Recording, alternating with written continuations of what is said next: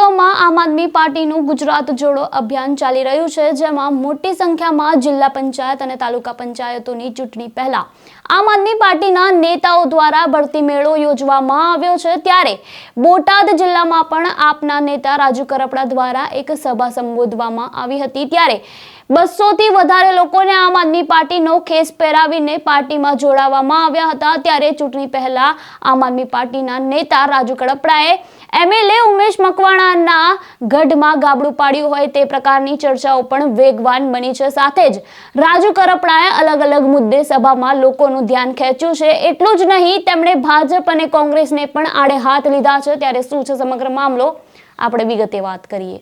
વૈષ્ણવજન તો તેને કહીએ જે પીડ પરાઈ જાનાને રે।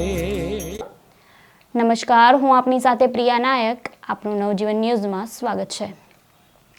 આજે પાડિયાદ બોટાદ ખાતે આમ આદમી પાર્ટીના કિસાન સેલ પ્રદેશ પ્રમુખ રાજુ કરપડાની હાજરીમાં વિવિધ સમાજના અને અનેક રાજકીય આગેવાનો મળીને 200 થી વધુ લોકો આમ આદમી પાર્ટીમાં જોડાયા હતા। ત્યારે આ દરમિયાન આમ આદમી પાર્ટીના કિસાન સેલ પ્રદેશ પ્રમુખ રાજુ કરપડાએ પોતાની વાત રજૂ કરતા જણાવ્યું હતું કે આજે પાડિયાદ બોટાદ ખાતે અનેક રાજકીય આગેવાનોની સાથે સાથે અનેક સમાજના લોકો આમ આદમી પાર્ટીમાં જોડાયા હતા।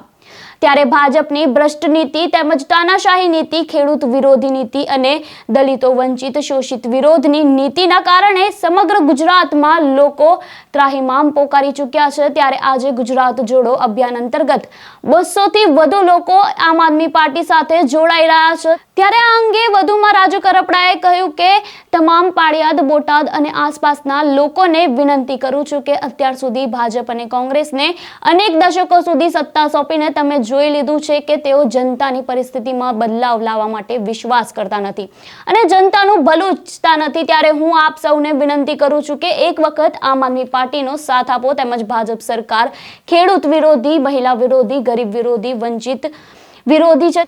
ત્યારે આપણા વિસ્તારમાં સારી સરકારી હોસ્પિટલો અને ડોક્ટરો પણ નથી। જો આવી હાલત આપણા વિસ્તારમાં થઈ રહી છે તો તમે તમામ લોકો આ પરિસ્થિતિમાંથી છુટકારો મેળવવા માંગતા પણ હોવ તો તમામ લોકો આમ આદમી પાર્ટીમાં જોડાય તેવી મારી વિનંતી છે। તેમજ આજે ભાજપ અને કોંગ્રેસમાં પણ ઘણા આગેવાનો આમ આદમી પાર્ટીમાં જોડાઈ ચૂક્યા છે। ત્યારે આવનારા સમયમાં પણ ખૂબ મોટી સંખ્યામાં લોકો આમ આદમી પાર્ટીમાં જોડાશે તેવી મને પૂરો વિશ્વાસ છે। ત્યારે હવે જોવાનું એ રહ્યું કે 200 થી વધુ લોકોએ જેમને આમ આદમી પાર્ટી ઉપર જે વિશ્વાસ મૂક્યો છે તેની ઉપર આમ આદમી પાર્ટી ખરી ઉતરશે કે નહીં। ત્યારે આપનું આ અંગે શું કહેવું છે અમને કમેન્ટ બોક્સમાં આપના મંતવ્યો જરૂરથી જણાવજો અને આવા વધુ સમાચાર માટે જોડાયેલા રહો નવજીવન ન્યૂઝ સાથે। તેમજ વિડીયોને લાઇક, શેર, સબસ્ક્રાઇબ કરવાનું ભૂલતા નહીં।